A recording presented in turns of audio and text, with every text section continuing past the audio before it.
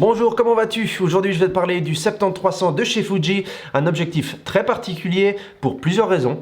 Alors, bouge pas, je t'en ai plus dans une minute.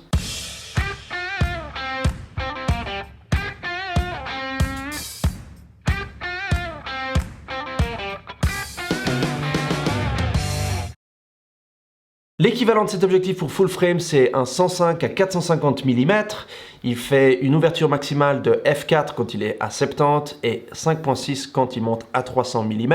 En termes de prix, on est à 800 $ actuellement. C'est un objectif qui est très compact pour ce qu'il fait. C'est surtout les gens qui feront de la photographie de sport, de la photographie de nature et tout ce qui est vie animale, animaux dans la forêt, etc. etc. Safari, si vous voulez faire un safari, ça c'est l'objectif que vous prendriez. La chose qui est bien, c'est que la série des objectifs de chez Fuji avait un grand besoin d'un tel objectif dans le line-up parce que on a vraiment tout ce qu'il y a entre deux qui est couvert. Par exemple, le 200 mm est couvert, le 90 mm est couvert, mais il manquait ce gap, cet espace entre deux qui maintenant est couvert avec cet objectif. Une chose que j'ai remarqué immédiatement, qui je pense est absolument vitale, c'est la stabilisation interne. Donc cet objectif est stabilisé à 5.5 stop et pour vous en dire plus, je vais juste aller dehors et je vais vous montrer ce que ça veut dire. Voilà, nous sommes à l'extérieur et je vais maintenant vous montrer ce que ça veut dire 5.5 stop de stabilisation sur cet objectif. C'est parti. C'est pas forcément évident de vous montrer ainsi, mais je vais vous montrer un petit peu. Donc si je me balade à 300 ici, entre les différents points, vous pouvez voir quand je me déplace qu'il y a une sorte de... comme des petits à-coups. Vous voyez? Voilà, donc ça c'est de quoi je parle. La stabilisation de 5.5 stop, ça fait ça en fait, pour stabiliser l'appareil. Donc là si je fais une photo ici, une photo des arbres, et ensuite on va un petit peu plus haut vers la colline, c'est-à-dire la maison là-bas. Voilà. Donc quand je me déplace, on voit qu'il y a des espèces de petits à-coups qui compensent en fait pour le fait que je suis à main levée.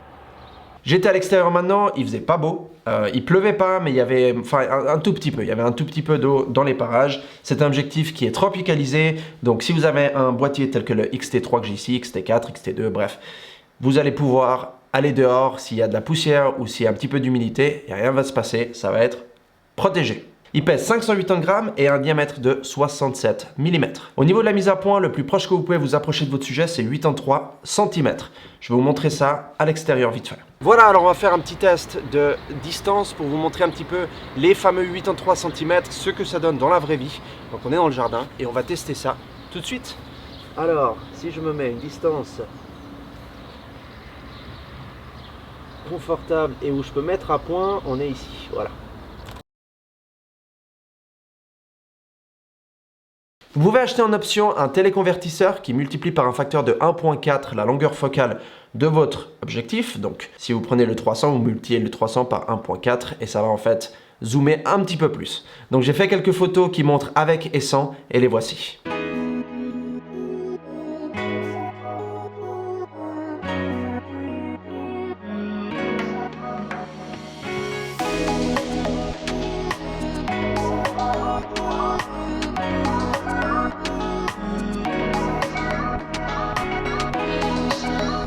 Au niveau de la construction, il est bien construit, il est solide, on sent que ça ne va pas se casser du jour au lendemain. Mais attention, une chose qu'il faut se rappeler, c'est qu'il est entièrement en plastique.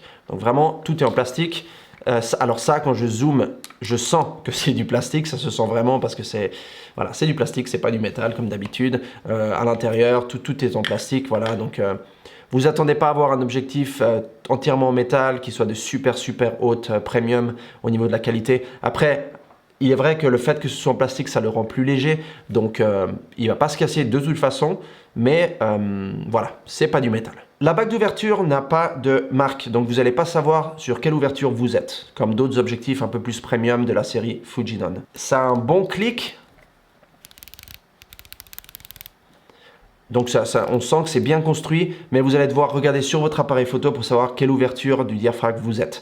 J'ai le même souci avec le 10-24 première génération qu'ils ont ensuite amélioré et ils ont écrit quelle ouverture est sélectionnée. Je ne pense pas que celui-ci, ils vont le refaire prochainement puisqu'il est tropicalisé. Donc il n'y a pas vraiment grand-chose qui doit être amélioré. Donc je pense que ça va rester ainsi. Si vous pensez l'acheter, ça ne va pas changer prochainement. Au niveau de la mise à point, il est pas mal. Je trouve qu'il est rapide. Il marche bien, il est assez silencieux, donc ça ne va pas faire plein de bruit. Et lorsque vous sélectionnez quelque chose et vous voulez faire la mise à point sur ça, ça le fait relativement vite. Donc c'est pas un souci que vous allez avoir, la mise à point, si vous faites de la photographie par exemple d'animaux sauvages ou bon, de nature ou de sport, ça devrait suivre relativement bien. Surtout si vous avez un boîtier tel que le XT4 ou un boîtier qui est récent, la mise à point avec le logiciel devrait être suffisamment rapide pour suivre. Une petite chose qu'ils ont ajouté, c'est un petit verrou ici, c'est un bouton qui verrouille à 70 de façon à ce qu'il ne s'ouvre pas lorsqu'il est dans un sac ou quand vous le transportez. Il est capable de faire du macro, donc vous pouvez faire des photos rapprochées, toujours à une distance de 83 cm de votre sujet, mais ça fait des photos qui sont pas mal. J'en ai shooté une ou deux vite fait, les voici.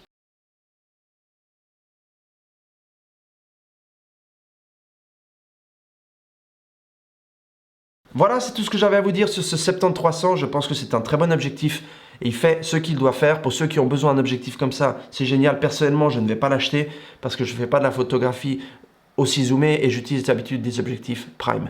Donc, dites-moi ce que vous en pensez dans la section des commentaires en bas. Et comme d'habitude, continuez à sourire, continuez à faire des belles photos et je vous vois tout bientôt dans ma prochaine vidéo. Bye bye.